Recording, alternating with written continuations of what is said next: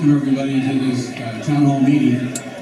My name is Dean Vanderplatz. I'm the chairperson for the Public Safety Committee, and we're hosting the town hall tonight. We choose to live in Lake Wildwood. It's a beautiful place. It's gorgeous. It's absolutely, this kind of weather, maybe not as much, but it's beautiful, but we need rain, we need some snow.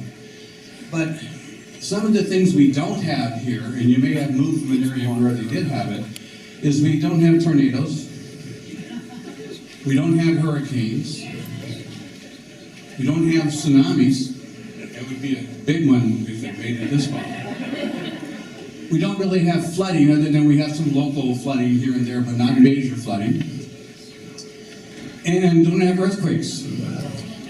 Some of you moved in from the Bay Area, and I had a friend of mine the other day tell me he was paying $7,000 a year for $100,000 deductible on his house for earthquake insurance. We don't have that. But what we do have, our primary threat to us is fire. What we love to enjoy, the trees and the woods and the bushes and the brush, is also can be a threat. And so, tonight, we're going to talk about how we have to be, as members of Lake Wildwood, be ready and be aware. CAL FIRE has a program they introduced last year called Ready, Set, Go. It's a beautiful theme, Ready, which is this time of the year.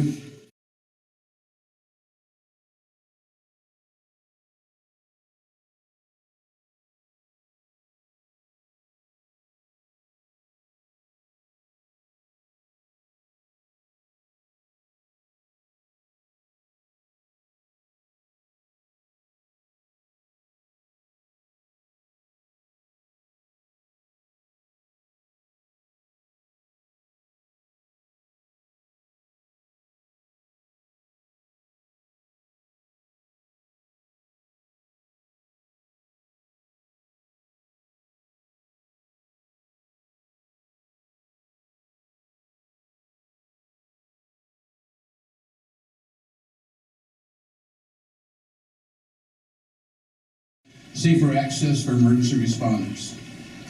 That's going to be our topic tonight. We're going to have additional town hall meetings and neighborhood meetings and other forms of communication in the future regarding situational awareness, emergency notification, communications, evacuation, and repopulation. So tonight is the ready part. We're going to come back and do the set go part later on. So we want to limit it to roadside vegetation management.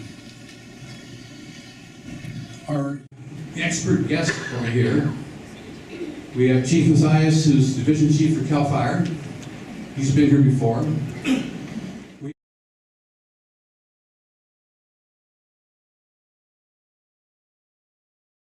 you here now? 2 months. Yeah. You actually worked in Valley years ago? Yeah, a long time. You worked for the fire department.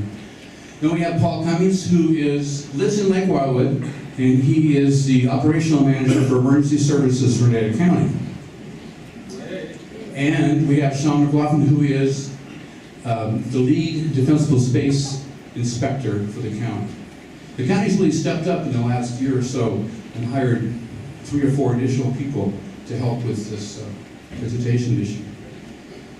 And then we have one of our own, Randy Smith, is on the board of directors. And we have a star performance tonight by our general manager, Mr. Brian Cox.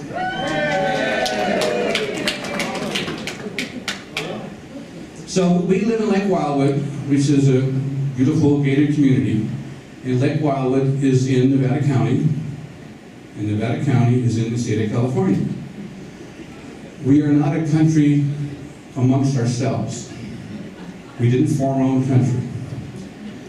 So we need to be in compliance with the rules, regulations, ordinances, codes that are passed by the state of California, represented by the CAL FIRE people, the county, and our local rules. Just a quick example, we talk about the 10-15 rule, 10 feet off the road. That's county ordinance rule. We could choose to do 12 feet off the roadway or 15 feet, but we couldn't do 8 or 6. We can't go less than what the rules are. We have to abide by the rules and be in compliance. Okay, our first speaker is going to be Chief Matthias, and he's going to talk about Public Resource Code 4290 and Title.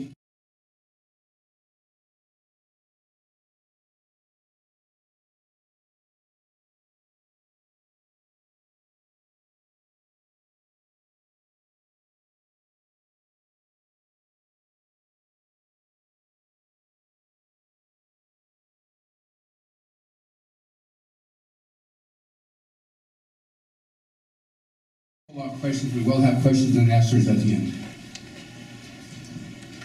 Good evening. Thanks for having me. I cannot believe that your general manager got a round of applause and I got nothing.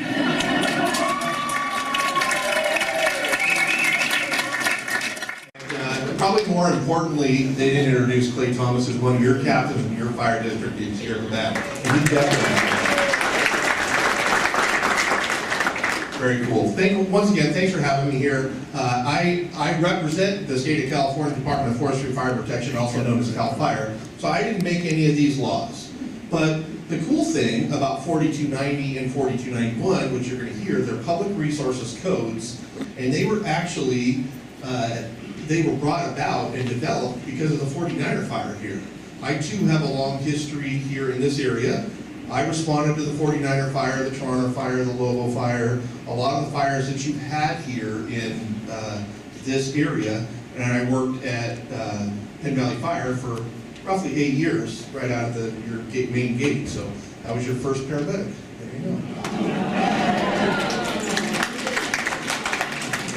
So, the first thing that we're going to talk about is Public Resources Code, and I know you can't really see it because I put this cool picture in the background, and the number to the right of that in black is 4290, so Public Resources Code 4290.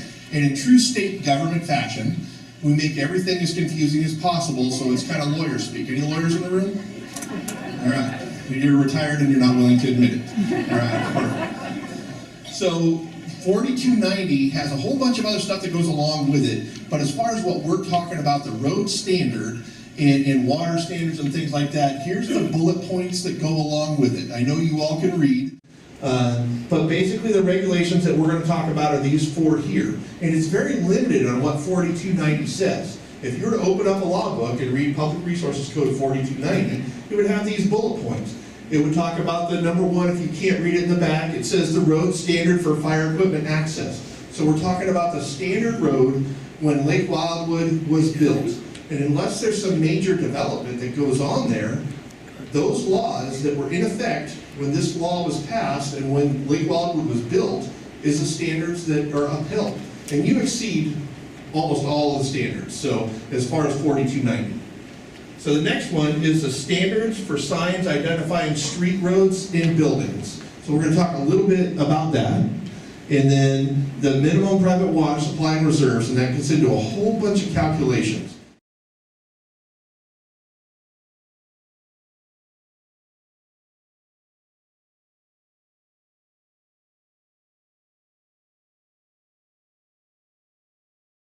Another gated community in Nevada County. I don't know. You're like a Pines guy, right? I work for the state, okay? I wasn't a retired lawyer. I know I love it there too. This is a beautiful community. And the fuel breaks in the green belts that are here were, part of it was built for your fire protection when this community was developed. So not only do you have a beautiful golf course, but you also have those little green belts that were put in here in little areas where there's no homes and things like that. And if they were going to put in a green belt surrounding Lake Wildwood, which there's talk of, then that also can be used as a way to defend the lake. So there you go. So the very first one is Title 14 Road Standards. So you noticed how we jumped from the Public Resources Code, and now we're in the California Code of Regulations. Because the Public Resources Code isn't descriptive enough of what they're talking about. It just says road standards, and these are updated every year, and they're supposed to be implemented every January. So the newest set of rules that you're looking at are implemented January 1st of 2020, and there's a few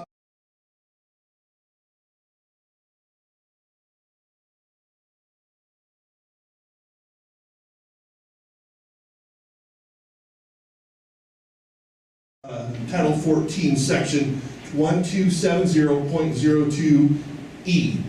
And basically, that's what it's saying, is that whatever was in effect when the community, the home, whatever development was that was built, that's what it has to stay to that standard and can't be less restrictive than that.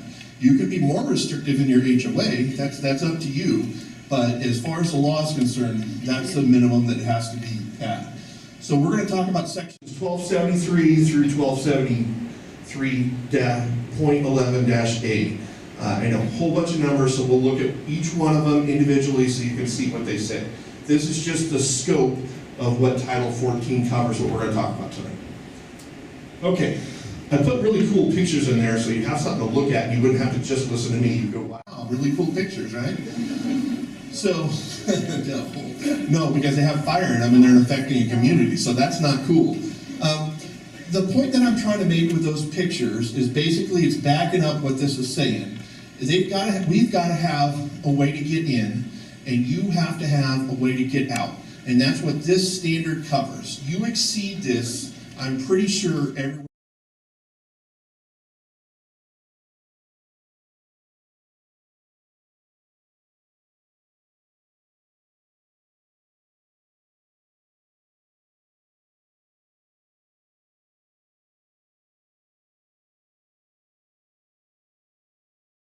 People don't think about when they're getting out and we're bringing equipment in, is that we're not only bringing in fire engines, we're bringing in gigantic water tenders, we're bringing in bulldozers, we're bringing in hand crews that come in buses, we're bringing in a lot of heavy equipment.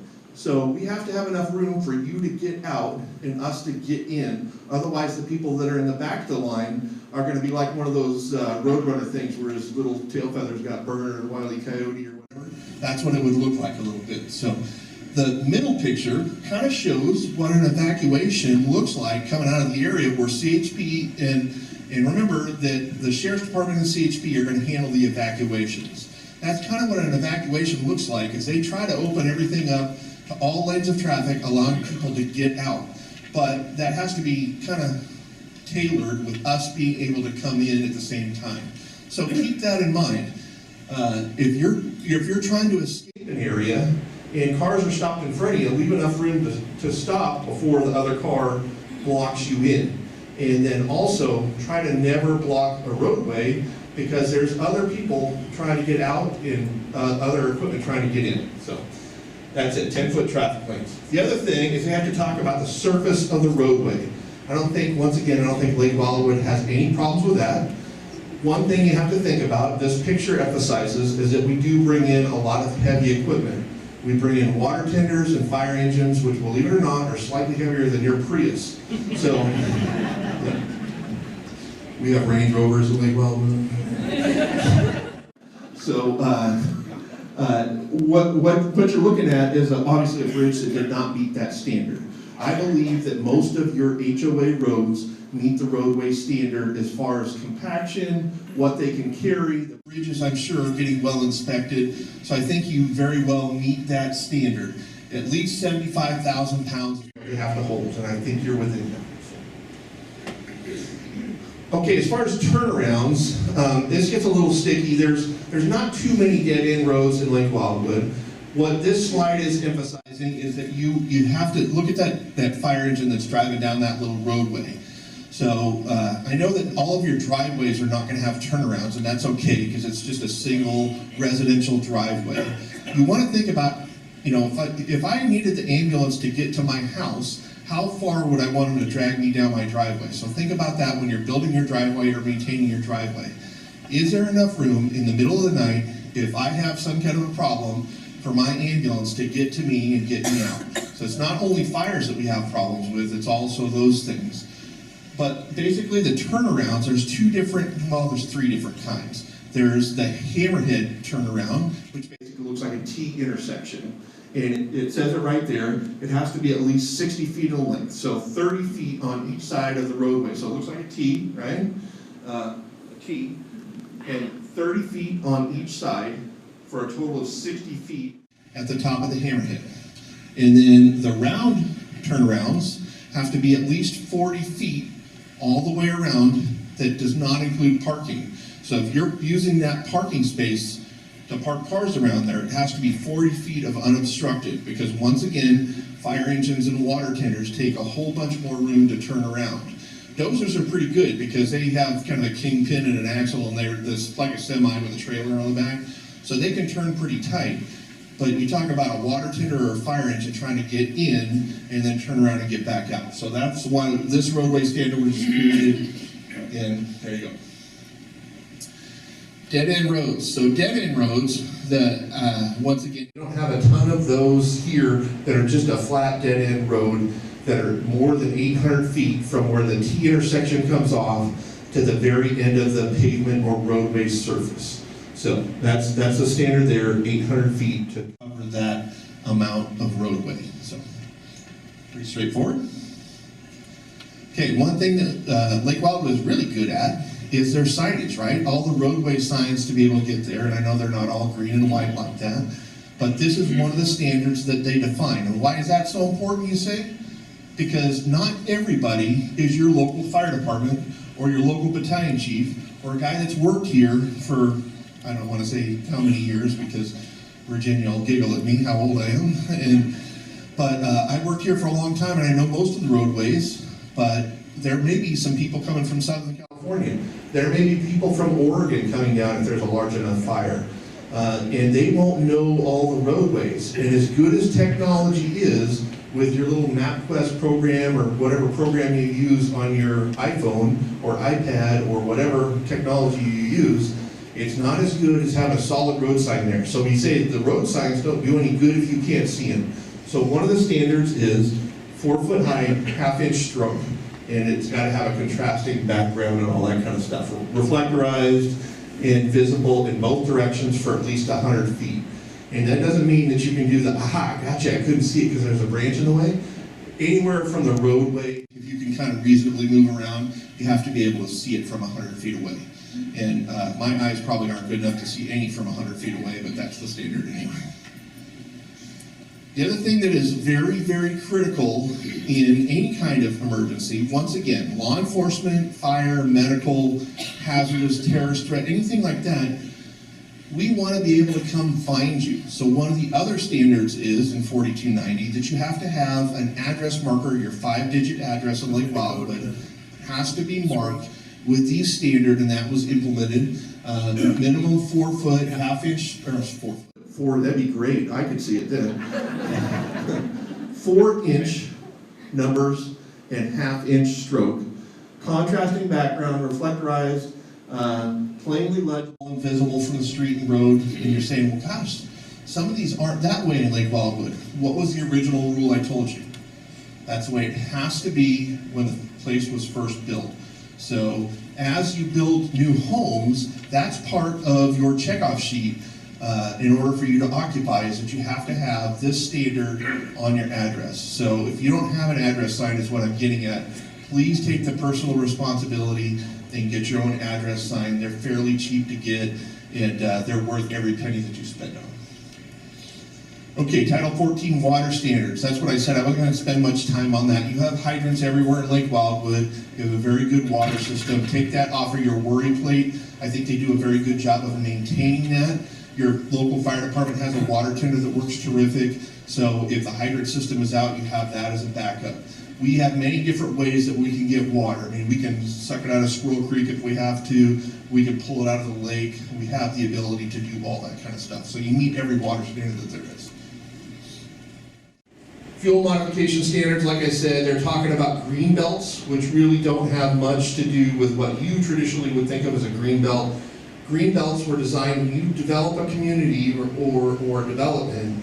If you're going to put into your fire plan as part of the fire protection as a green belt around it, and like I said, that could be a golf course, it could be a cleared area around the outside of it, it could be a lot of different things. But basically, that's what a green belt is. It's put in for defense of the structure during a wildland fire. And on the bottom there, you see it says setback standards have changed. So once again, that's one of those things that they implemented on January 1st of 2020, and it's really hitting the community up in Lake Tahoe. Currently right now, your setback has to be at least 30 feet. So from your property line to your main residence has to be at least 30 feet. Now, there could be some mitigations, boy, say that 3 times fast. There could be some mitigations that the local fire department makes, that CAL FIRE can make with you when you build your home, if geographically, topography, it just is prohibitive for you to get 30 feet away from your property line. We can put in a non-flammable, like a brick wall or something like that. We can have about 4 to 5 feet around the bottom of your home can be fire-resistant materials such as brick or something like that. So there are ways to handle that, but the new rule is, that was just enacted, is it now only has to be 4 feet. Not for your main house, but you can have an outbuilding that can be 4 feet. And this is changing, and it's in a bunch of litigation, because can you imagine 4 feet from your property line, somebody builds a granny house, because it's not your main house, but 4 feet from your property line, you probably wouldn't like that very much. And you know, the legislature put it into effect, so I'm not going to comment and say they ever did the wrong thing, because they kind of still signed my check, and I'd like that to continue. So I support their plan. So this is what we're trying to avoid, folks. This is a picture of a family trying to evacuate Paradise. So all these folks here, your board of directors, all the people on the safety committee, your fire department, we're trying to avoid you having to drive out through something like this. And so every 1 foot that we can give you to have more safety, I know sometimes it affects your property. And by golly, that would be terrible if that was you trying to drive out of that area and all that heat and everything around there. You can see that that's very similar to some of your roads here in this area. And this is a campfire. It happened very late in the year. We never really thought it was going to happen, but a big wind event caused this to happen. That's the sign coming into Paradise, if you've ever been up on that road, and you can see how dangerous that is. Not only is it a lot of heat, but it's smoky, there's embers blowing all over the place. This person's driving kind of like a real jackwagon to get out of there, but they're scared for their life. And then they pop out into freedom, and they're alive. And they get to talk about it, and we get to see this video. Folks, what we're trying to do is we're trying to keep you as safe as possible. We want you to know that in order to stay as safe as possible, there's 3 different things that have to be done. First and foremost, all of the cool stuff, all the fire engines, all the firefighters, the technology, all the responders, that's, if you think about a 3-legged stool, that's 1 leg of the stool is operations and emergency response.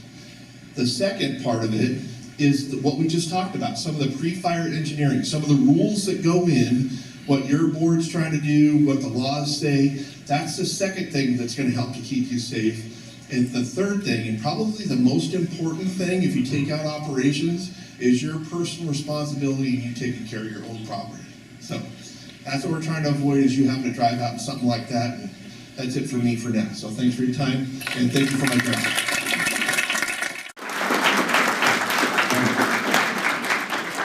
Okay, before we get to our next speaker, I do want to give a shout out to Penn Valley Fire, because they do provide fantastic fire protection here, but they also provide excellent medical service. We're one of the only departments in Nevada County, other than Truckee, that provide medics and transportation. And I know there are people in this audience who have, in the last not too long, have they're waving their hands over here, have had a good relationship with the Penn Valley Fire paramedics. So thank you, Mr. Clayton. I also want to give a quick shout out to Barbara Tiggs, who's over here. She's the chairperson of the FireWise Working Group. FireWise Working Group is that. It's a working group. It's made up of members from Public Works and from Environmental Management, Environment Committee and Public Safety Committee. And they are the ones that are emphasizing fire safety, fuel reduction, doing green waste drops, defensible space bids. All of these different things are the ones that they're heavily involved in. And thank God for people like Barbara. Appreciate it. And then we have our Miss Working Bee, Miss Virginia here, who she's our representative to the Firewise community, which Lake Wildwood is the first one in Nevada County to be Firewise. How many years ago did we do that? Like 12? 2007? And we have to keep it up. We have to meet certain requirements to maintain that status. But that does help you with your insurance, or it may help you with your insurance. But it depends. But she's just a worker bee. She did all the PowerPoint stuff, and my God, we couldn't do it without her. She's also a voting member of public safety, and she has a full-time job. So, yeah. Okay, our next speaker is from Nevada County. Sean McLaughlin is going to come up and talk about vegetation ordinance, hazardous vegetation ordinance that was passed in 2008, and then 2019, I believe it was amended in 2019. And he's going to talk about that. Good evening. So a little bit about myself. I was in law enforcement here locally for a couple of years, and then I got smart. I changed over to the right side. I don't know how I'm going to follow up Chief because he's a pretty funny guy. So I was hired about 8 months ago as a seasonal employee, and then 8 months later, the county ended up creating the position. The position that I'm in now currently is the lead defensible space inspector position. And the purpose of our program, as you can see up here on the board, it's to provide for the identification and removal of hazardous vegetation and combustible material from around the exterior of improvements along private roadway edges in the unincorporated area of the county, so we can reduce, hopefully, the potential for fire, promote public health, safety, and the welfare of the community. So, this ordinance, Nevada County's hazardous vegetation ordinance, which we refer to as 2463. Why was it created? It's because of community members. As Chief was talking about, he talked more about 4290. I'm going to go, not to confuse you too much, but 4291. 4291 is the public resource code for defensible space. And what was happening, unfortunately, CAL FIRE or the state didn't go beyond the property line. So my understanding is inspectors would come in, you'd see 100 feet, and then if that 100 foot or feet went beyond the property line, it was kind of like, all right, you know, work with them and figure it out. Well, enough community members said, that's not how we want it. And so in came the birth or rewriting of 2463. So the true meaning of our program is we have the ability to ask or, you know, tell that you have to go beyond that property line in order to get the 100-foot defensible space around the structure. So with that being said, what measures are there to reduce the hazardous vegetation in Nevada County? As I said, we have the hazardous vegetation ordinance.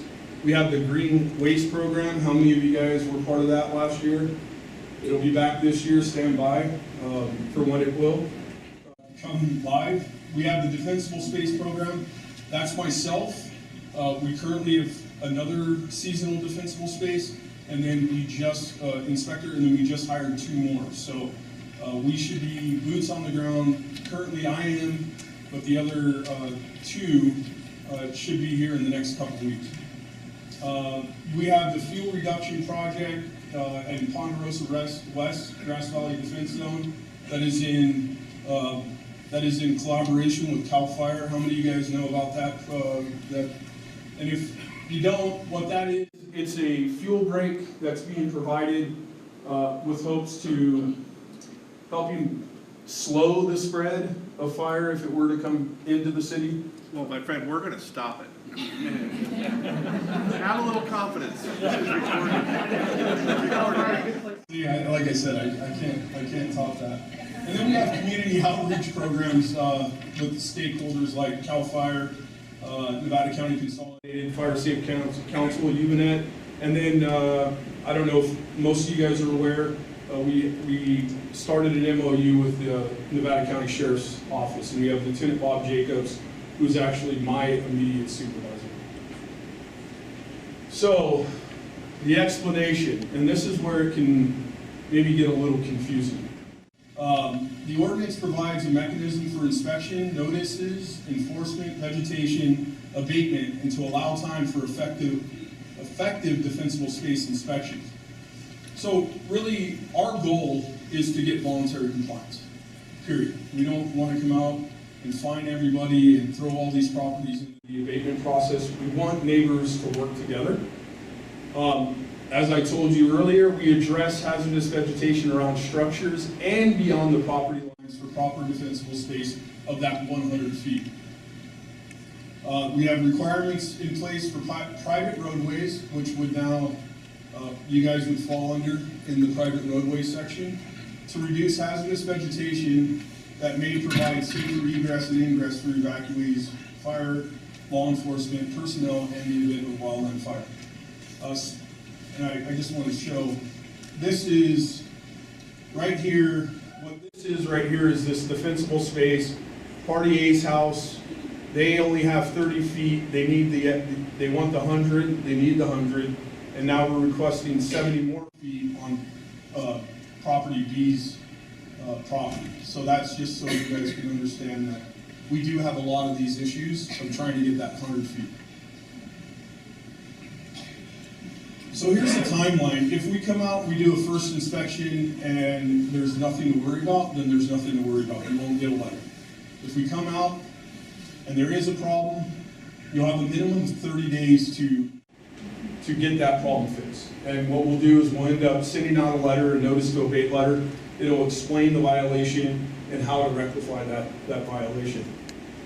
From that point forward, again, if after the second inspection, that person's squared away, so this goes for roadway and for defensible space around structure, you'll get a compliance letter. If not, you'll get a second inspection would have been done, you'll get a warning letter. If you fail there, then we go into a third inspection. In between the second and third inspection, you'll have a minimum of 15 days. And so by the time we get to the third inspection, if there is absolutely zero compliance, if no one's working with us, then we go into that third inspection, you'll get a citation letter with a first fine of $130. Again, if in any one of these areas, for the most part, if you get into the fourth and we get some type of work done, or we get someone that complies, you'll get that compliance letter, but you'll still have that $130 fine that needs to be paid. If someone says, pound sand, I'm not going to do it, and then we go into the fourth inspection, you'll get a second letter of citation. That fine now doubles to $700. You'll get 15 days from that time forward. Fifth inspection, if we get a fail, you'll get a citation letter number 3, and that goes to $1,300. And that can be up to $1,300 a day. And then by that time, we're in talks of referring that property out for abatement. So that's not our goal. Our goal, if you see, within this area from 30 to 15, so actually you have to add 1 day there, you have 46 days, and that's where we're trying to really get that voluntary compliance. So that's 46 days. There are places, Ventura, they send 1 letter out, and that's it. If you don't become compliant, it's fine, and then it's straight to abatement. So we do have, I believe, an area that we try to get that voluntary compliance and work with our community members. So here's the process of the case. Prior to 2 enforcements, you would have 2 letters that would have been sent out with a total of, like I just said, 46 days. And that's being granted to bring a property into voluntary compliance, and that's through an educational approach. This is from the actual ordinance itself, fines may not be assessed per the hazardous vegetation ordinance per 7.16 of the penalty for violation section H as in Henry after a third inspection. So we have to have 3 inspections before we can go into that fine area. And that's currently how the ordinance is written. Upon request, so last year, it was kind of a, not the pilot program, but we had to take a step back this season and kind of readjust some things. Last year, we and my counterparts, we were doing a lot of inspections, like coming back 7, 8, 9, 10, 11, 12 times. So we kind of came upon where upon a request, we'll give 1 progress inspection, and that's going to be within the first 30 days. Each case will be processed on a case-by-case basis. The reason why I say this is because, let's say we have 2 people, 1 person gets a fine.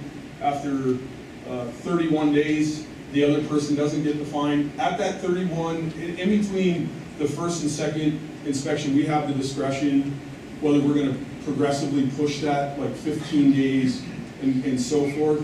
After the 3rd inspection, we can say enough's enough, not give any more time, and just start fining. So sometimes people will say, well, how come he or she or they got fined and I didn't, or I did, and vice versa. So with that being said, we have to do it case by case. All cases that are non-compliant, like I said, no work being shown, could be submitted for abatement, and that's going to be at the owner's expense. That's it.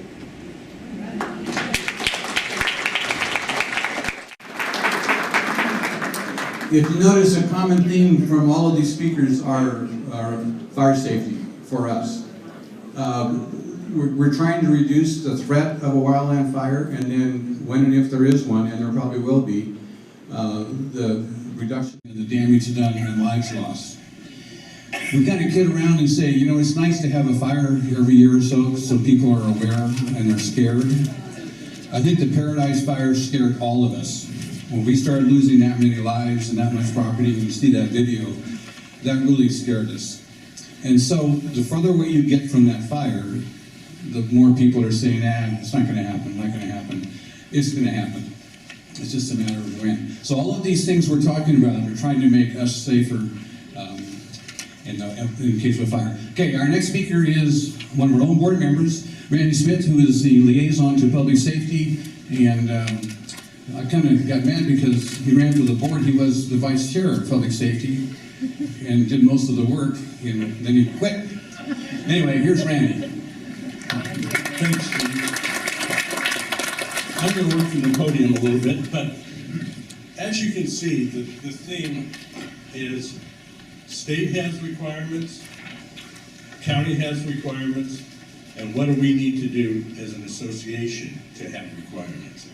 So, in January, last month, we passed a new rule, a new environmental rule. It's Rule 6.30.05. And this rule is titled Fire Risk Reduction.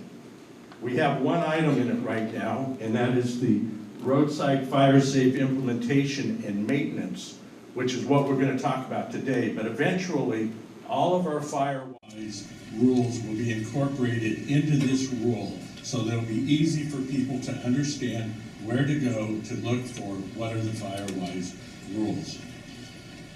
Well, why did we do this rule? What is the purpose of this new rule? Well, very simply put, safety. It's how do we improve the safety of the community?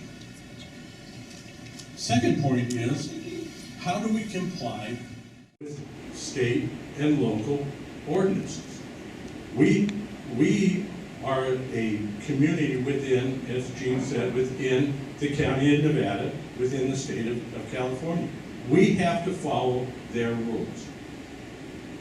Last but not least, we wanted to provide members the ability to provide limited landscaping within the areas adjacent to your lots, as we have right now.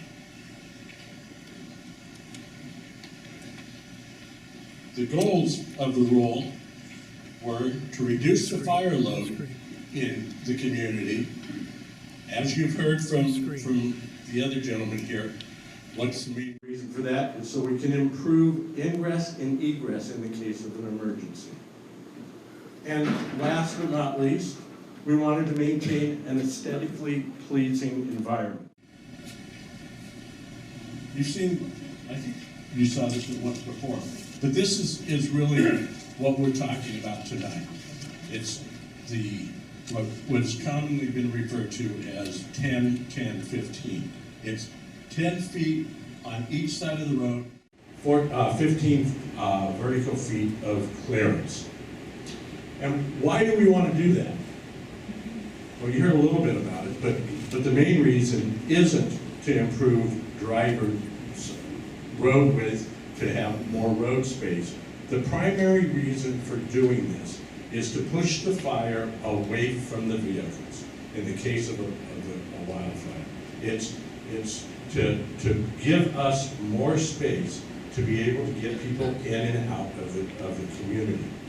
As you saw in the video, one of the worst things about the campfire was the fire came right down to the edge of the road. It ignited vehicles and people perished. So it's very, very important.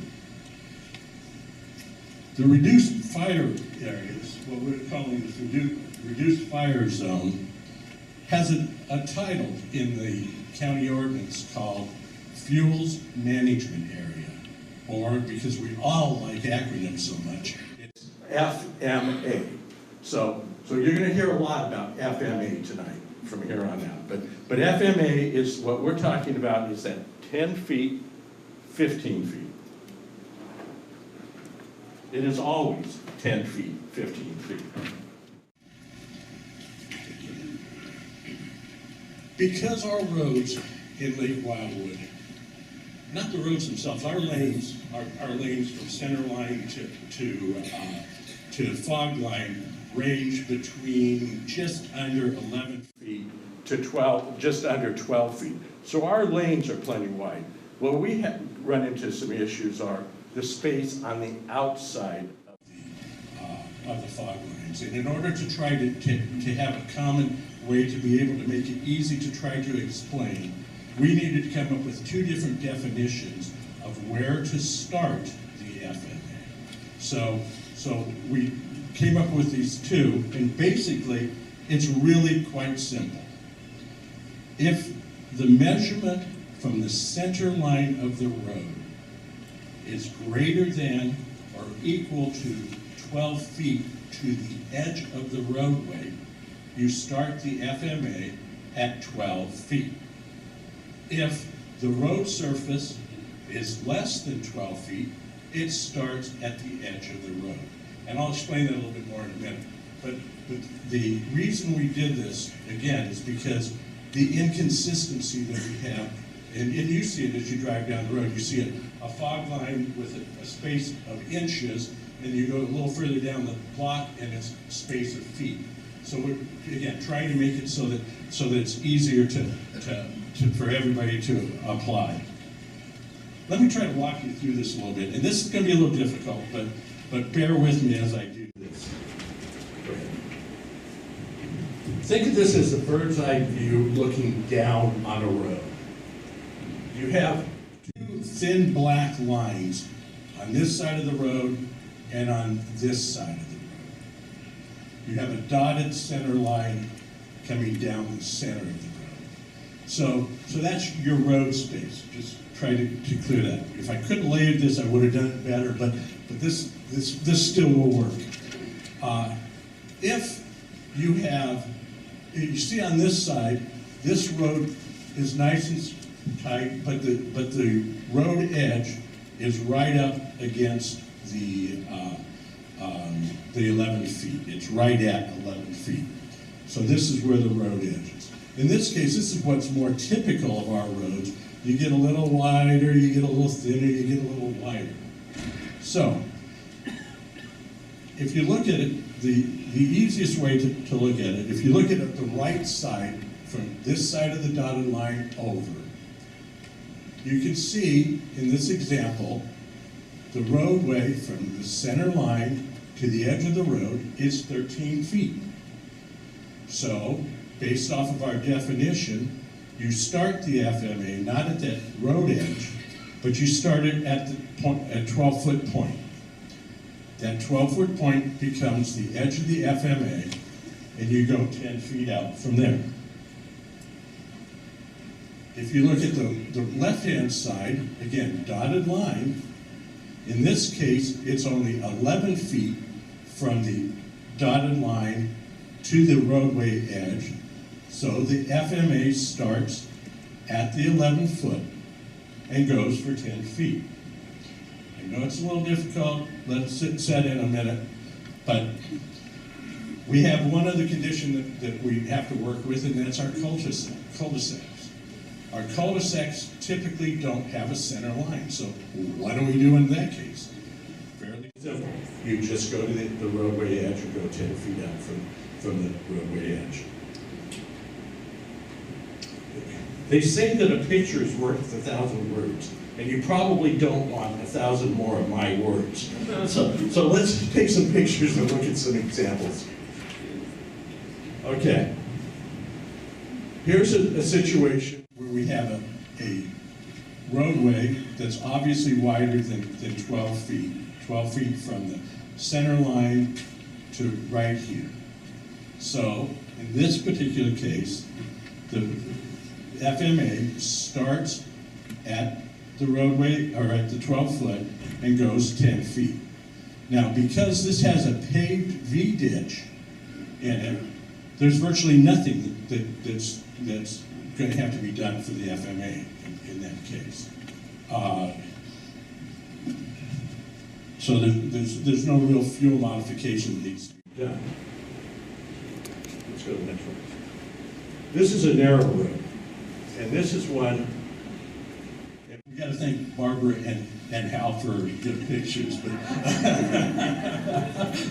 they really went out and worked real hard with all this, but they turned out good pictures. So here's a case where we have a roadway that's here's the center line. Obviously, it's less than 12 feet. So the FMA starts at the roadway edge and goes 10 feet, and you can see what it's like. Now, note, on this case, this measurement is done on a horizontal line parallel to the road. So you're not measuring up the hill, you're measuring from the edge of the roadway into the hill. Again, this hillside is actually pretty clean, so there's not too much that would need to be done on this particular case. Okay. I don't think Cal was happy on this one. Here's what it looks like when you have a cul-de-sac, and I believe this is Buckeye, but I'm not positive. Again, you have no center line. So you go from the edge of the pavement, you go 10 feet, you see what you have. Now this particular one has a lot of work. There's junipers that are going to have to be cleared, there's rosemary that's going to have to be cleared. So this one is going to take a tremendous amount of work. Let's go to the next one. Okay, we talked about the 15 feet. The 15 feet means that we need to have clearance from the road surface up 15 feet. So in this case, how double?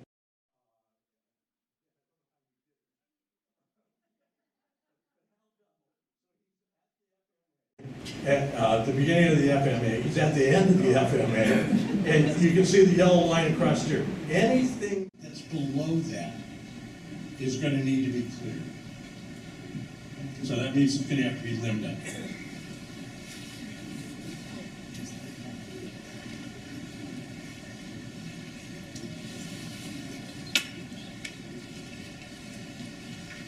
I should have been smart by Brian and put this in a 3-ring binder, but he's the general manager extraordinaire. So. Okay, here's another situation where you can see there's a lot of work that's going to need to be done in this case. Again, you got your 12 feet, you got your 10 feet, you got your 15 feet, you got a lot of junipers. Looks like we got some cypresses here, looks like there's some oak, and all of that's gonna need to be cleared.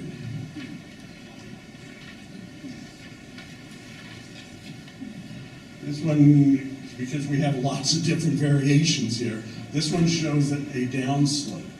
So again, 12 feet, 10 foot, the 10-foot line goes up. There's a line of oleanders, and those oleanders will all need to come out.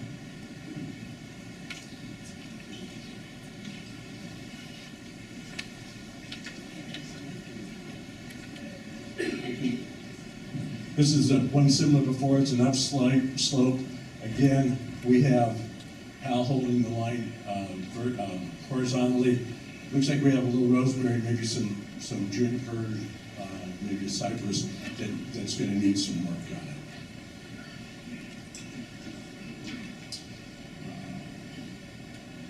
This one, again, this one's in pretty good shape. There's nice rock, they've done some good spacing. We'll talk about that a little bit in mosaic. I'll talk about mosaiking it's a real word, but creating a mosaic. But these junipers are not what we need to have within the area.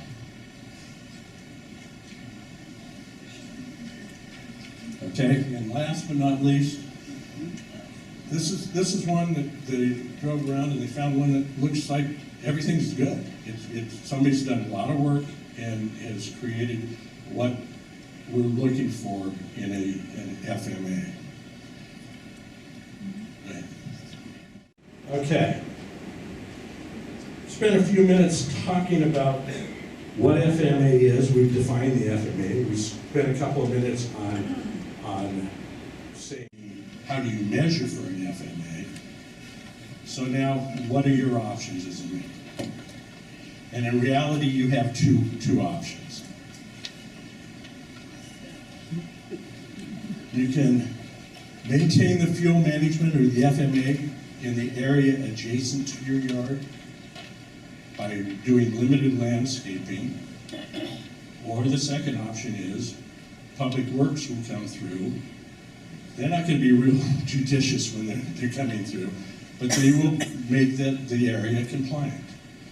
So basically, the option is you have the ability to look at how you want to have the area in front of your house look, or we get more of a clear cut, and some people have referred to moonscape. I don't like that term, but to have a very limited landscaping within the front of your house. So, in the previous slide, I mentioned standards. So if you decide you want to maintain the FMA, there are standards that need to come into play because we have to have compliance. First thing is trees have to be trimmed up to 15 feet. Dead, dying, decayed trees, limbs, all have to come out. Weeds, grasses have to be maintained to 4 inches. And I don't mean maintained by letting them die. They have to be 4 inches and living. Plants must comply to specific requirements. They can be no taller than 2 feet within that area. They have to be maintained and irrigated. They have to be planted in a mosaic fashion. There's a mosaic again. Plants listed in a document, and the document's here, and it'll be on the website, of plants that are not, the Lake Wildwood list of hazardous vegetation cannot be used within the FMA. No plants can encroach onto the roadway, so they have to be back off of the roadway. And you have to notify MO that you want to do it. Right. Here's, I mentioned mosaic a couple of times. Mosaic is simply a verbiage that's used both in the county ordinance, I don't think it's in the state, but I don't think it's in 4290 or 91, but it is in 2463, that is the whole principle of it is to separate the plants. To get plants there, you have vegetation, but you don't have them so that they're adjacent to each other. So think of it as separation and variation. Don't have the same plants everywhere. And the actual definition, as we've defined it, purposeful landscape ornamental vegetation which properly maintained, parentheses, irrigated, no dead dying limbs or debris, and spaced in a fire-wise manner as described below. No continuous hedging. The hedging is really bad because it creates a path for the fire. So the spacing is defined as you can't have a plant closer than 2 times the height of the plant. So if you have a 2-foot plant, the closest the next plant can be to it would be 4 feet. On flat ground. On slopes, it goes up. On slopes, 20 to 40%, it's 4 times. So if it's 2 foot, it's now 8 feet between plants. And if you have a slope of greater than 40%, who does the math? Who wants to do that math?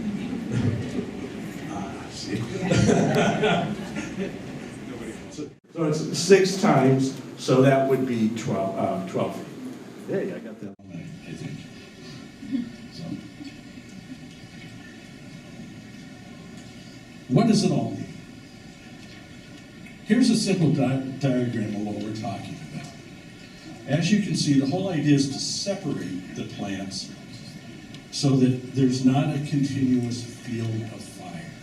You're breaking up the fire. If this bush catches on fire, the one 2 over isn't going to automatically catch on fire. So again, try to separate that fire, get that fire out of adjacent to the roadway.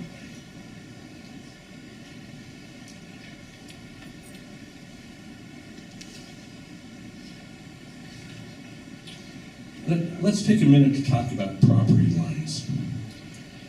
The FMA is not a property boundary. It's not an easement. It's simply the required space that we need to have from the roadway clear. Most of us came to Lake Wildwood from a different place. Most of us came from maybe a more urban space where your property line started at your roadway edge, curb, whatever. Lake Wildwood is not that way. Lake Wildwood, your property line can be a great distance away from the roadway. In my case, my right pin, or excuse me, my left pin is 12 feet from the roadway edge before my property line starts. My right side is 15 feet. And when I bought my house a little over 6 years ago, I knew that. I knew that that's where those pins were. But in my mind, my property went down to the road. And I think that's what's happened a lot in the community. And over the years, the encroachment on association common property, both in vegetation and in hardscape, has been kind of not paid much attention to. We kind of turned a blind eye to it. But now we have a county ordinance that's saying we've got to clear that. We collectively have to clear that. So, what does this say? In most cases, the entire FMA will actually be on association property. Because we have to conform to state and county people, these must be maintained, whether they're on association common property or on private property. They're going to have to be maintained. We have to conform. So, and it's going to be done either by the association or it's going to be done by individual lot owners.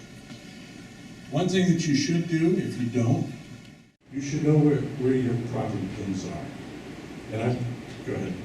I've taken a couple of pictures of property pins in case people don't know what they look like. And there's a lot of people that don't know. They're typically a metal pipe pounded pretty deep down in. I don't think you can get them loose real easy. And you're going to find them under about that much debris. You're going to find them under your favorite tree. You're going to find them where you don't think that they are. But before we get into battles over whose properties is whose, remember what we have to do. We have to get the FMAs cleared in compliance. We need to do it together, and we need to do it in the most expedient way that we can. And with that, I think I will turn it over to, you're going to introduce the extraordinary. Thank you, Randy. I did want to mention that over in this area here, we have a lot of handouts, and we have a spot to sign up for dispensable space visits. And we don't have inspectors, we have volunteers who come out and do an advisory visit. The county can come out and do inspections, we just do advisory visits. There's also a sign up there for neighborhood groups, which is a fantastic way to get to know your neighbors. And when we have the chance of evacuations, it really helps that you know your neighbor, what their needs are. If they don't, we had people last time in Global Fire that at night they turn off their cell phone, turn off their hearing aids, and went to bed, and then wonder why they didn't hear the code red message. But if we have the neighborhood groups, you know what your neighbors, what their needs are, and you make sure that they're aware. This young lady right here started that whole program, and now it's spread even outside of Lake Wildwood, just one other places. So it's an awesome program. So if you want to go over there and sign up for either one of those, do it. Okay, the highlight of the evening.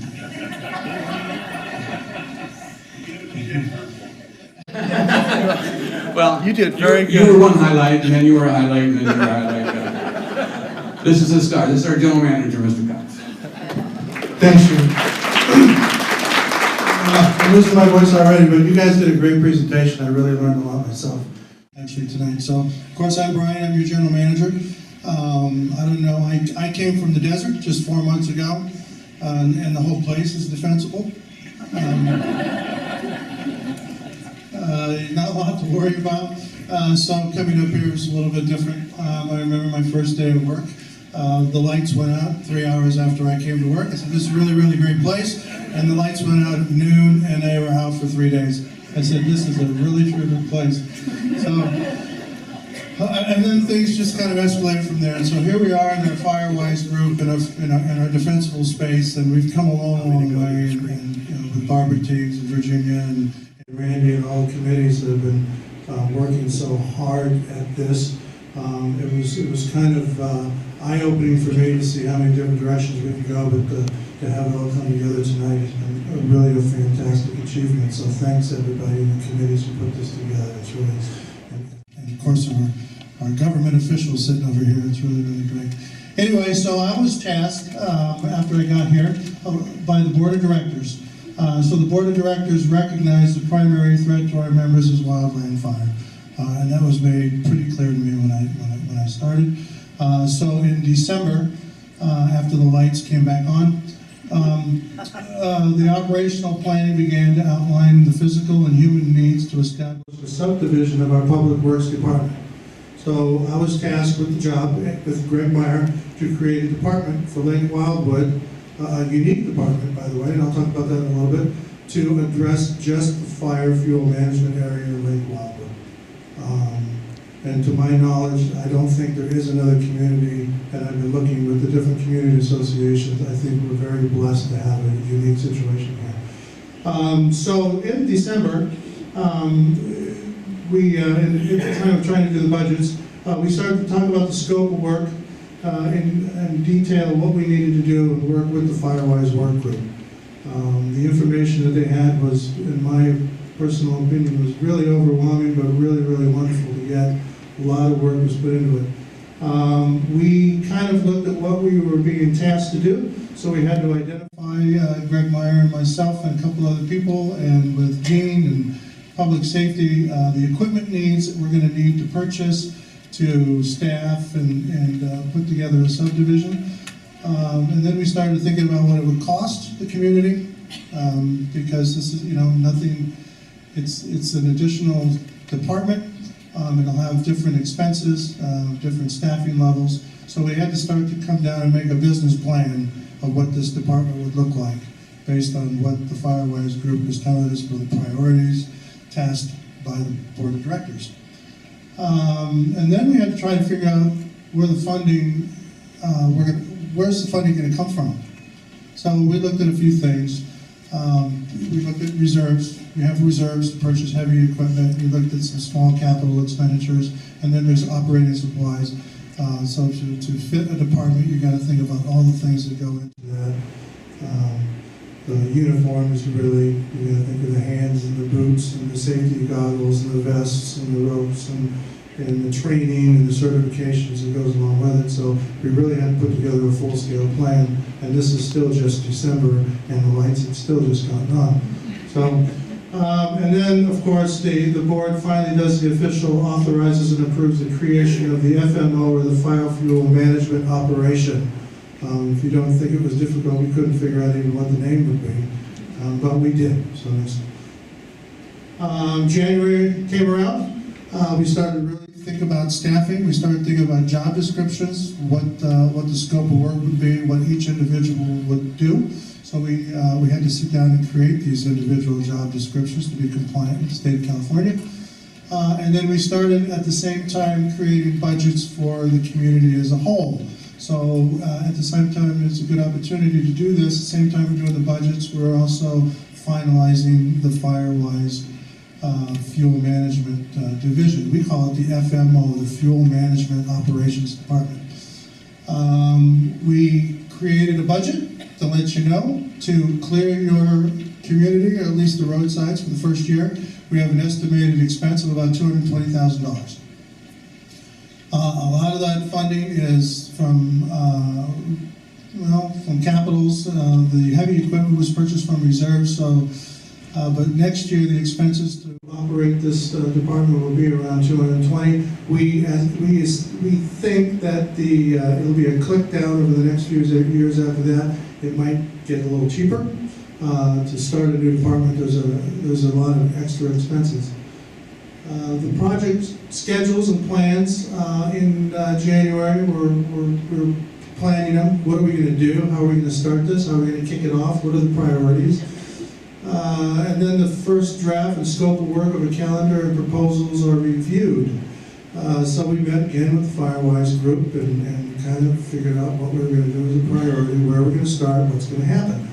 And then we decided and started talking about how we're going to talk about the community communications and how we're going to prioritize it. So this is when you can switch the slide now.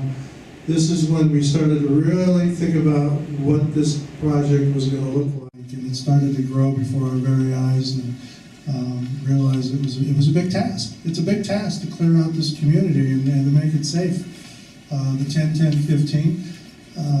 Some people are going to want to do their own landscaping. We realize that the sensitivity of some people over so many years, 10, 20, 30 years, that it's been natural for them to sort of encroach on the association property to beautify their front yards.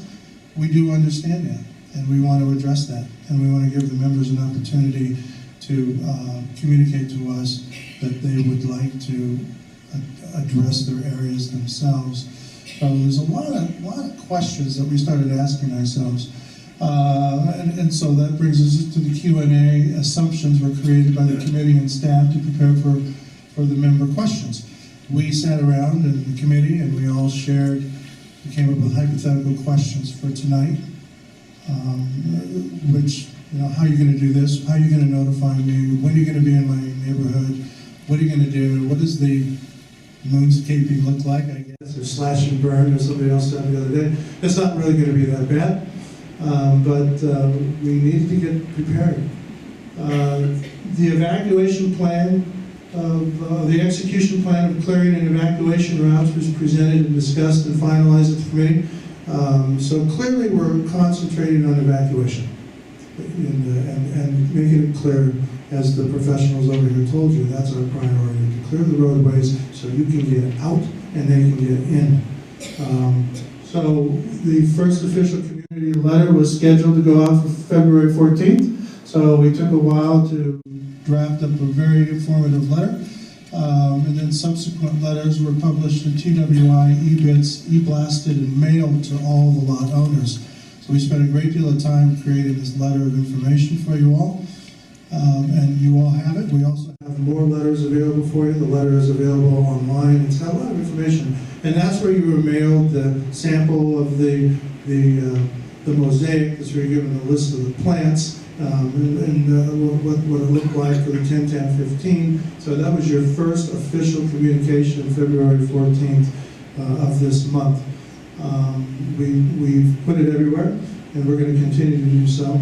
And I just put this in, I guess you can see how long ago I typed this, but the committees are hard at work in preparing for tonight's presentation. Actually, they've already worked really hard on tonight's presentation. It's happening as we speak. And then we were doing the first town hall. So one of the things that I'm pretty proud of, to be part of this whole process, is Lake Wildwood is reducing the threat of wildland fire to your community. We're doing the best we can, I think. It's my, I've been looking and I've asked a lot of professionals in the California Association of Community Managers and Community Management Association International. Nobody knows or has heard of an association that has their own fire fuel management department.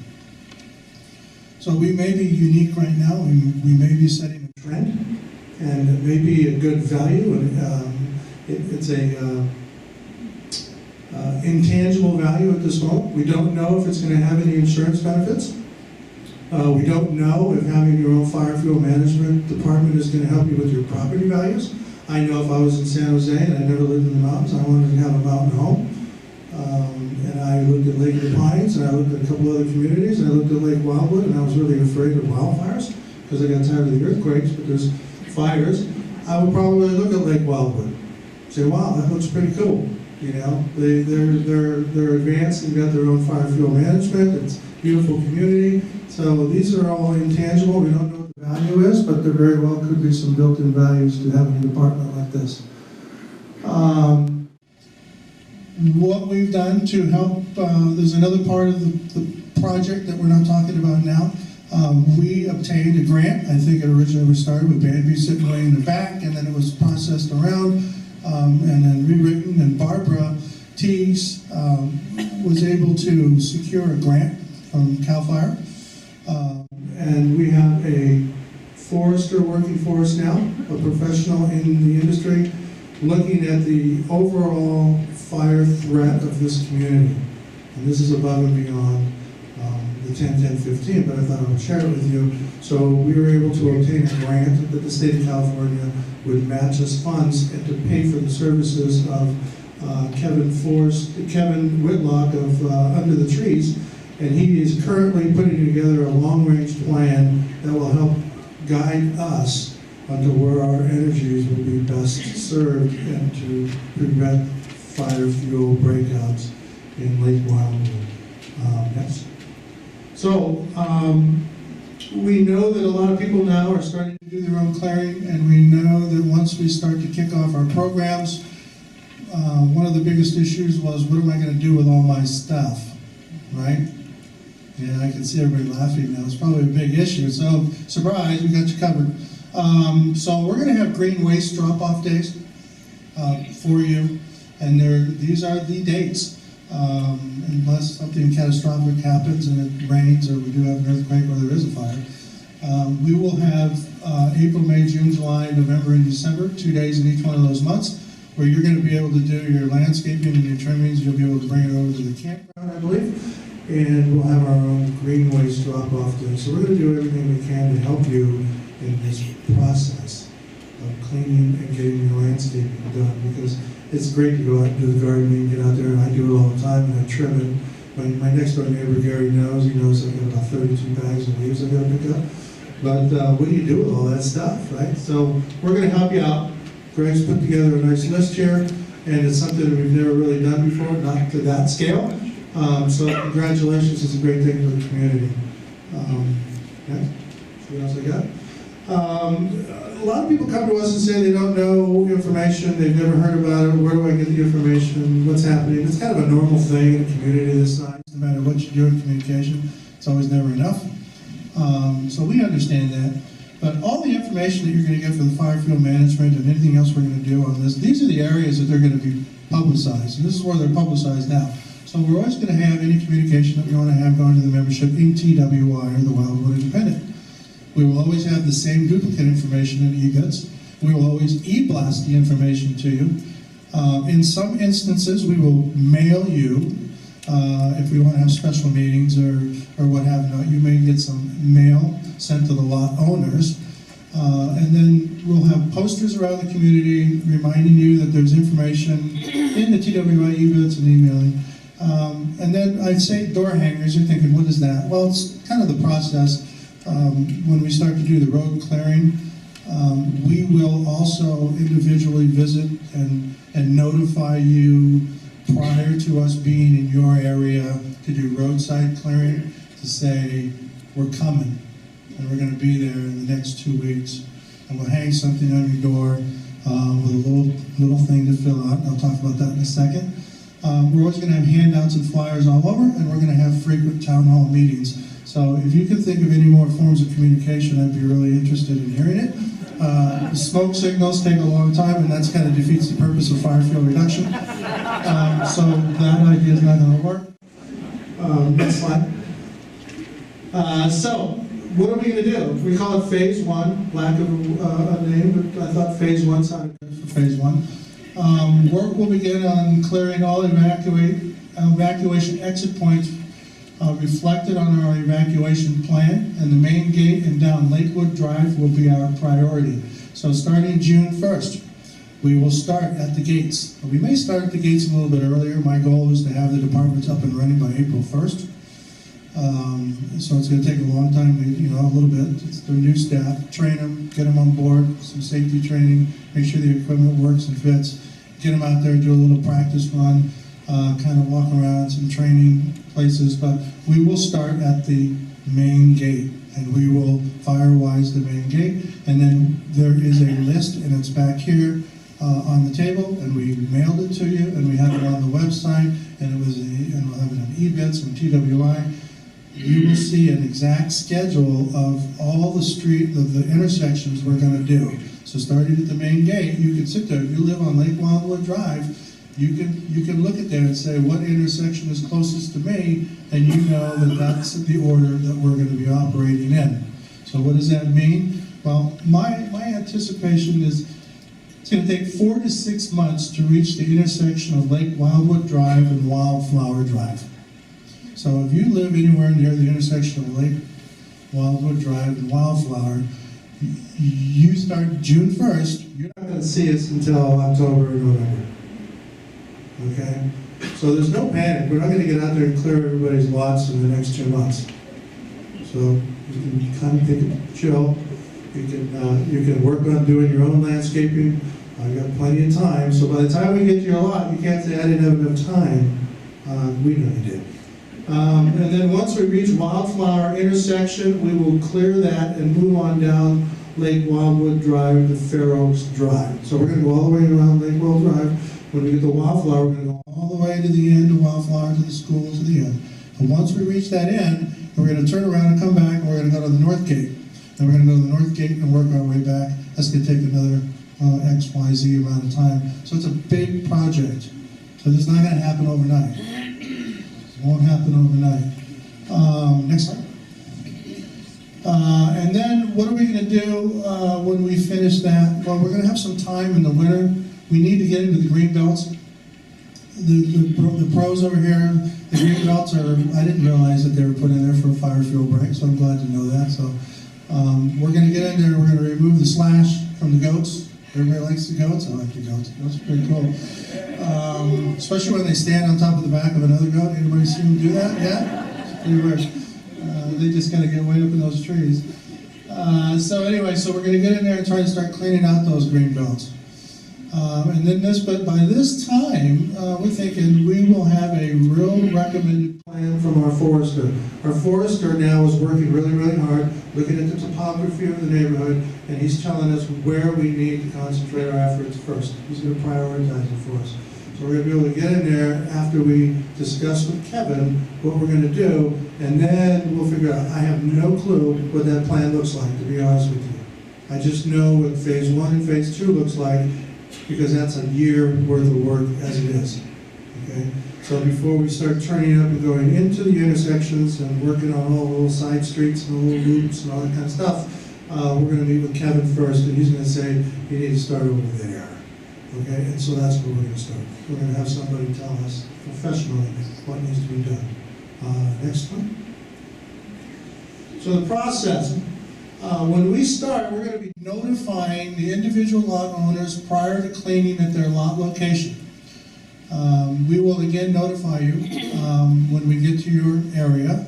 When we're on the street, you will get notified by us again that we're coming. Okay, we will provide opt-out procedures for members to clear and landscape their own lots. Tomorrow, you will log on to the website. Everybody logs on to the website, right? Everybody raise their hand if you don't. That's where all the information is. So you'll be able to tell us online that you would like to clear your own lot because you've got a $500 Japanese maple tree and you've got some pretty expensive stuff and you want to be able to trim it and do it your own way. So you'll be able to do that online. Prior to clearing at each section of roadway, we will be giving the lot owners a final opt-out option. So what we're going to do before we go, we're going to kind of just bounce along, right? What we're going to do is before we go to the next section, Greg and EMO and his foreman will go and give you one last chance, hang it on your door. It's going to say, we're coming. This is your last chance option to opt out. You can take that form and you can turn it into one of the gates, and that tells us when we get the last out that you've decided at the last minute, you know what, I really want to do it myself. So at that point, you're going to get 60 days then. We're going to go through. You've done your opt out. I'm going to give you 60 days. At the end of the 60 days it's not done, I'm coming back and I'm going to clear it. Because that's this how it goes. Because we have plenty of time. Now, obviously, if it's day 59 and you come and tell us, look, give me another week, of course we're going to give you another week. Not that hard, right? But we're going to clear it eventually. Next slide. So, Gene. So anyway, so that's really all I have. That's how it's going to work. The first year. And if you have any questions, Gene will be happy to answer them for you. Thank you. Before we do question and answers, which we will do, I'm really excited that we have a board of directors and general manager that puts fire threat at a high level. This is my excited face right here. This is. Captain Thomas and these fire guys can tell you how many times there are small vegetation fires that are started by somebody welding or some escape burn or somebody parking a car on there, somebody doing something stupid. And because maybe it's not as dry as it could be or it's not as windy as it could be, and there's a response that these guys come out and put that fire out and it's only a half acre or 1 acre or 2 acres and it doesn't spread. That happens according to numbers from SBG, which is studied by Gene, which has no value whatsoever. But I bet you that happens probably in our, not just in Lake Wild, but in our area, probably 10 or 20 times a month during the high fire season where you go out a small fire and you end up putting it out, you send resources and it's done. So when we say that it could happen, it does happen a lot. It's just that because we have resources out there, they're able to stop it before it gets really bad. The bad time is when the humidity is low and the winds are high, and red flag moorings, things like that. Okay, questions? If you can holler, I'll try to repeat them. The state kind of required us to meet these standards to come and get fined. And yet,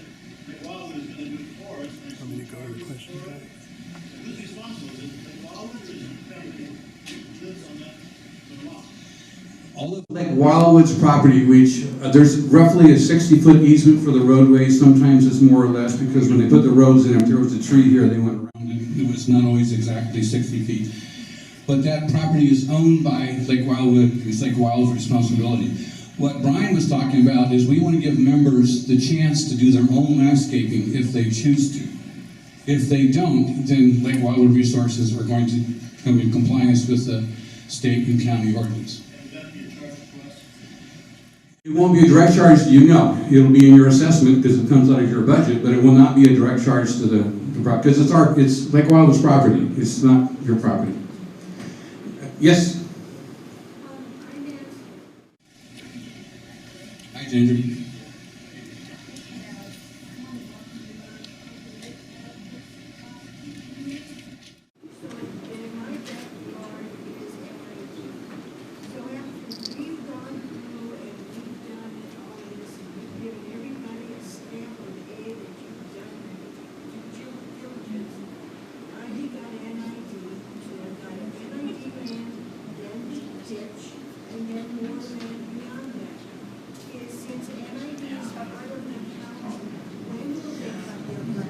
NID is a special district. It's not part of the county, but I'll let the county respond to that. If there's a violation by NID, what happens? Turn on the microphone if you would. NID is a violation of the county ordinance. Is NID violating the defensible space of the home? No, you talking about the roadways or you talking about property line? Okay. Defensible space, she can't get her 100 feet without going to NID's property. So, you live here in the community? Okay, so if NID is in violation, you would file a complaint, an inspector would go out, inspect that property. If the violation is valid, then we would go to NID or whoever that entity is, for the most part, and request that defensible space is gained.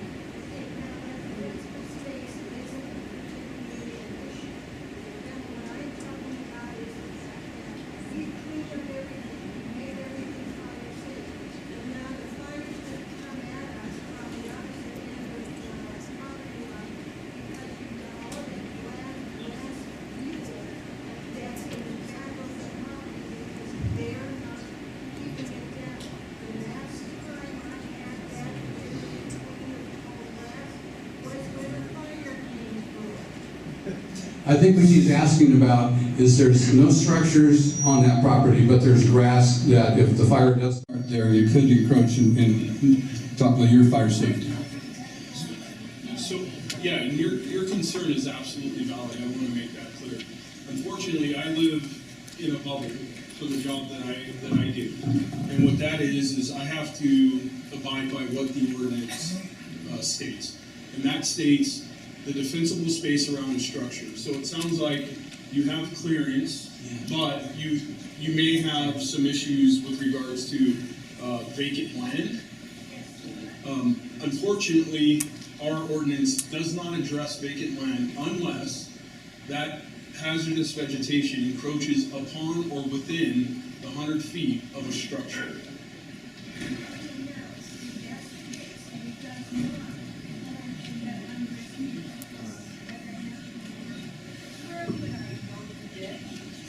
Where would she go to complain? NID has board meetings. I would start with NID, the general manager of Vet Irrigation. It's a special district. It's not run by the county or by anybody else. And there's also, Lake Wildwood does have a representative from Lake Wildwood that deals with the NID board. Yeah, I'm trying to get. You would ask Mark Bailey over here, and he would tell you who that person is. I don't know who the person is. Before we go to the next, what's that? Ward Thompson. Ward Thompson is the representative from Lake Wildwood to the NID board. Ward Thompson. Yes. Okay, before we go to the next question, would you read number 2? Because Chief Matthias says he has the answer for that. Okay. How is clear cutting your property 10 feet from the road going to save you in a wind-driven fire? Okay, so anytime you reduce fuels, it's gonna reduce the ability of fire to damage you, right? In Lake Wildwood, one of our biggest concerns is a wind-driven fire by north winds with low humidities, similar to some of the fire events that we've seen before. Like I mentioned, the Lobo fire, 49er fire, Trotter fire. Those are the problem events. So that's the question asked. How does reducing that fuel within 10 feet of the roadway reduce the damage to you and it's not going to stop the wind-driven fire. But fire is spread through a bunch of embers that fly through the air on a wind-driven fire. So it's not just a flaming fire front that you have to worry about. It's those embers that are landing all around you. So you want to reduce the ability of the vegetation around you to produce the BTUs or the heat. And by reducing the fuels, the amount of fuels, you reduce the BTUs, which in turn makes it safer for you to be able to escape. So that's how reducing fuels anywhere around the roadway. I mean, I'd love to see it a 15-mile wide swath, but I don't think that you want to see that. That would definitely make it a lot more safer. So what we're trying to work here is a good compromise to where we can reduce fuels and have it a lot safer for you. So anytime you reduce fuels within that 10 feet, it reduces the potential for you to be hurt as you escape. We have a question here. Hold on. Speak in the mic. Two questions, please. Number one, along Pleasant Valley Drive, there is a lot of fire fuel. Is that Lake Wildwood's responsibility, or is that the county's? What is that? And the second question is, are we going to continue to allow private parties to be burning on our properties? Okay, the first question about Pleasant Valley Road, that's a county road, and it's the county's responsibility to clear that. And I think they have a plan and money in place now to try to get all of the roads in Nevada County over a period of X many years. I don't know the exact numbers, but... So there's approximately 560 miles that Public Works, the County Public Works Department addresses. What they tend to do is they focus on some of the major artery areas with regards to what needs to be addressed. 560 miles runs out really quickly. So Pleasant Valley Road is going to be a county maintained road. And that area will be addressed. However, our funding currently for vegetation management on county maintained roads is limited. And then again, we only have 560 miles. So your concern is very valid with regards to that road. Where it is on their list, I wouldn't have the answer. I know the common question is, the county has an ordinance that they don't follow 100%, and they don't. And we have rules that we don't follow 100%, but they're doing the best they can with our tax dollar. Your second question about burning in Lake Wildwood, we're going to be looking at that because there's been some people that have been questioning that. My personal opinion, again, SVG, is that fire is one of the best ways to get rid of the fuel if it's dry and burned in a safe manner. I mean, if you burn some dry wood and not wet leaves, there's very little smoke, and then that fuel is gone. Like these gentlemen were talking about, when you make a fire, you need fuel, oxygen, and heat. So if we can get rid of fuel, or reduce the fuel, we're going to reduce the fire load. But we are addressing burning Lake Wildwood. Gene, yes, that came up at the last board meeting, and we've assigned the Public Safety Committee to look into burn piles and our current rules and where we may want to go and come back to the board for a recommendation. And these fire guys can correct me if I'm wrong, but I think we have, we have a season during the high fire season, there's no burning allowed, period. And then there's a period of time before and after the high fire season that you can burn with a burn permit on a burn day. It's got to be 3 foot in diameter, 3 foot high. You have to have water shovels, 4 feet. And then there's a time like now where you don't need a permit and you can burn. As long as it's a burn day. Air quality has some say in what you can. Yeah, you can't burn debris and stuff like that. It's got to be vegetation. And if it's dry, it usually burns pretty clean. When you read one more question, we have 3 questions that somebody submitted. As Lake Wildwood strips the downslope land, what will this do to erosion control? I'm not a geologist. I don't think that's an issue because our ground is hard. I actually have a jackhammer in my house to build to plants or whatever. I don't think erosion in that 10-foot section will be a major issue. If it is, I think Lake Wildwood Public Works would have to come out and clean out the mud or the rocks of the debris. It's Lake Wildwood's responsibility. Gene, this was actually one of the FIQs, if you picked up one of these flyers or one of these frequently asked questions. And the answer that was written was, Nevada County says that grasses and low-growing vegetation can be maintained for erosion control. This is consistent with the specifications in the rule for the option of homeowner maintenance. If LWA is clearing and an erosion issue is noted, the vegetation will be trimmed as low as possible without killing it. That hopefully answers the question that whoever asked that. And what was the other question? There's one more there. Will rules change regarding on-street parking? Will it hinder evacuations? And at this point, we have not even considered that. Well, I'm more concerned about getting the fuel out of the area than parkings right now. But we will take a look at it as time goes on. Okay, a question here. If you say it loud enough, I'll try to repeat it. Earlier there was some discussion about clearance around is that what can be done? The defensible space, the question is your defensible space, who's going to do that? The homeowner is responsible for defensible space around their home. Will there be inspections by the state or the county? Yes. They don't get to every home. I think you respond to complaints, for sure, right? As soon as you can, resources. We should get every local Lake Wildwood regulated. And the county also has Complaint-driven system, also a proactive system. Go out.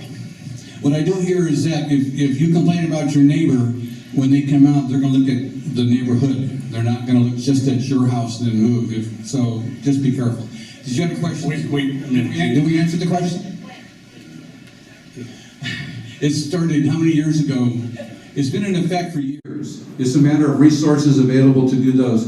Now, we do have advisory visits, which you should take advantage of. I think, how many do we have so far in Lake Wildwood that have been done?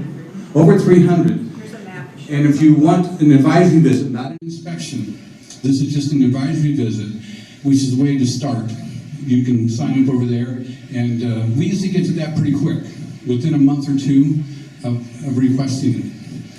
Okay, question right here?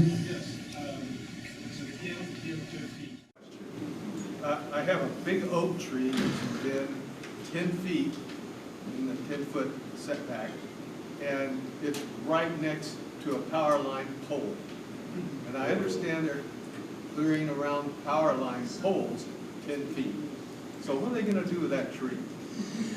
Good question for somebody. If there's a tree in that fuel management area, does a tree come down, or does it get limbed up? Gene, typically, the way that the rules are written is that it should be, if it's possible to be limbed up for to 15 feet without killing the tree, limit up to the 15 feet. If the tree is too small or volunteers or something like that, those should come out.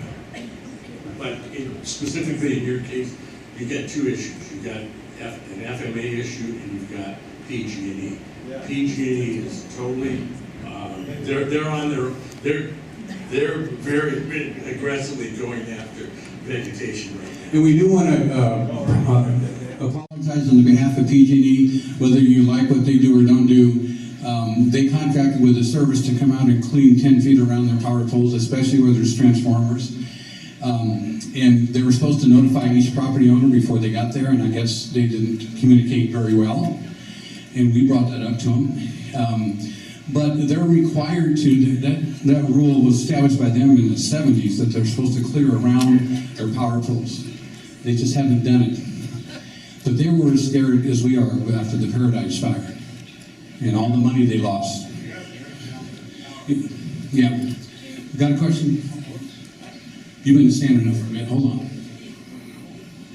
Two questions. PG&E's tree people are not returning calls and they're never there. And on the defensible space, when the gentleman from the county was talking, I was really confused. It sounded like we have mandatory 100 feet defensible space, which is basically everything. There's nothing near my property, nothing that's more than 100 feet from my house. Well, there's, the 100-foot defensible space is not moonscape for 100 feet. There's a first, well, explain, how many of the first feet is one thing? Yeah, so, your first, the 100 feet, you don't moonscape. It's broken down in 2 zones. You suggest 0 to 5. There's pretty much nothing around that house. That's kind of the new norm. But per us, it's the first 30 feet, you're gonna have, areas of the brush separated, just kind of like the mosaic that you guys were talking about. You're limbing up trees so nothing's, hitting the ground. You're raking up any type of leaves, pine needles within that first 30 feet. No trees overhanging or branches overhanging the roofs. You have vents on the chimneys. Then as you start to work your way out from the zone, that from the 30, which now would be another 70, which would be the total of 100. Again, you're looking at tree canopy, making sure there's good spacing between the trees, which I believe is about 10 feet. So it's the totality of everything. It's not like we're requesting you to just cut everything down, because that wouldn't be good anyways. We're just asking for things to be limbed up, separated, so you don't have a continuation of a tree canopy fire. And it's not really just even us. You really have to stay focused on your insurance. Your fire insurance is going to require, for the most part, more than what we request. So it's not moonscaping, it's just cleaning up in and around that structure. Someone described to me once, and I think it's accurate, look at your property. If somebody took 1,000 matches and threw it on your property, and that's what Chief Matthias was talking about, embers flying. If they did that every 2 minutes, 1,000 matches, and they landed on your roof, in your gutter, next to your house, how many of those places would ignite? And that's kind of what I think you have to think about. We don't want those embers to start a fire. Okay, we have a question from this young lady.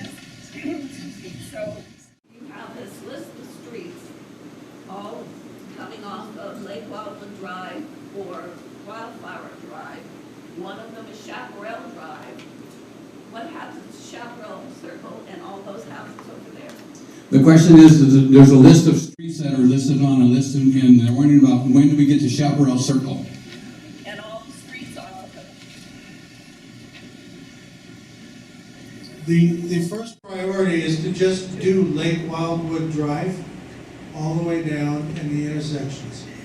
We will not be looking at the interior streets until that fire exit has been cleared. But our only egress is. You need to come to our June meeting, talk about evacuations.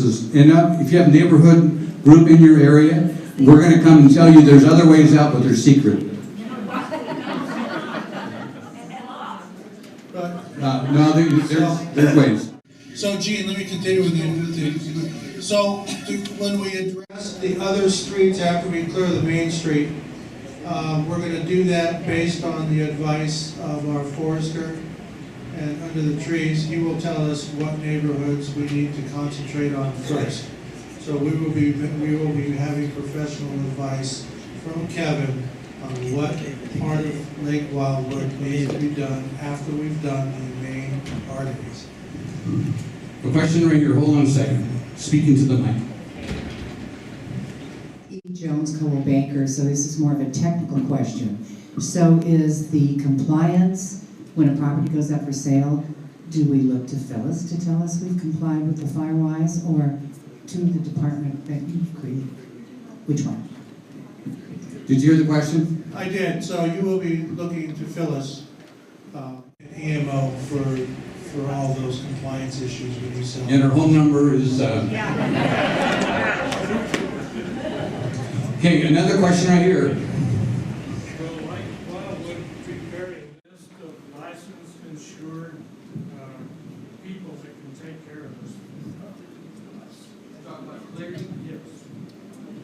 The question is, are we gonna provide a list of people that are qualified and licensed to do vegetation removal work?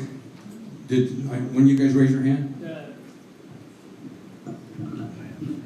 The county just has a couple references.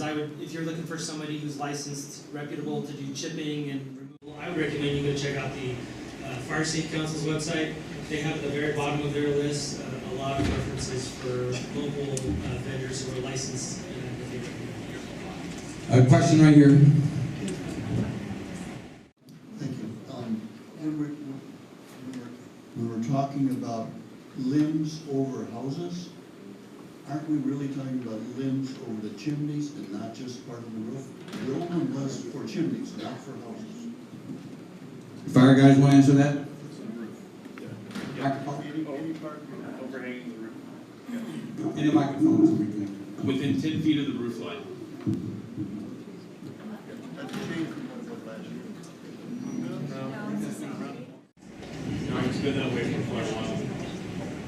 I have a question with regard to process, and that is, any way that we are addressing what I think are particularly egregious situations, like on Chaparral Drive, there is a wall of oleander about 50 to 60 feet long and 25 feet high that not only does it go up, but it leans over the roadway. And I look at this as being a sheer death trap that I would certainly like to have addressed before the height of next fire season, or this fire season comes. This is a particularly egregious situation, and to wait until next year or 2 years from now, you're putting people's lives in danger with this. I wanted to speak, and that's where I walk my dog, so I like to have that cleared myself.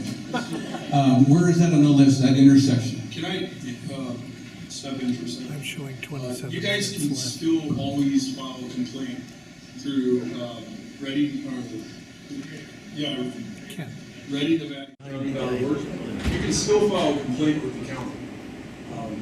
Once you generate that complaint, our inspectors are going to be in that area looking for other fire safety issues. So you don't necessarily have to wait on your association. We still receive complaints, we still will respond. If that situation is deemed creditable, then we're gonna seek out the property owner or whoever owns that and say, hey, we gotta get. Well, that intersection has been listed before, and Greg knows well about it. That's Lake Wildwood's property, where the oleanders are. So Lake Wildwood, so it's where Greg can fit it into his new department. But that's been brought up. Should I file a complaint against Lake Wildwood to get this addressed this year? I think you just filed it. Greg is aware of that and has looked at that intersection, and you're right, that we need to get rid of that oleanders. They're right against the fog line, you're right. I don't even walk the dog on that side, I walk to the other side. Anybody have any other questions? All right, thanks for coming out. Oh, I'm questioning. I went around the pavement and measured 10 feet, and my little few plants are 9'6". Remeasure it. I did like 3 times, and it's I'll do one more time. I really think. Take them out, or? I really think the crew is going to use a little bit of common sense when they come and they see that you have a plant side that's 9'6". They might just move on. They're going to use some common sense. So I hope they will. I know they will. You can transmit. Make up your mind. Am I going to measure it or am I not going to? Okay. Any other questions? All right. Thanks for coming, folks.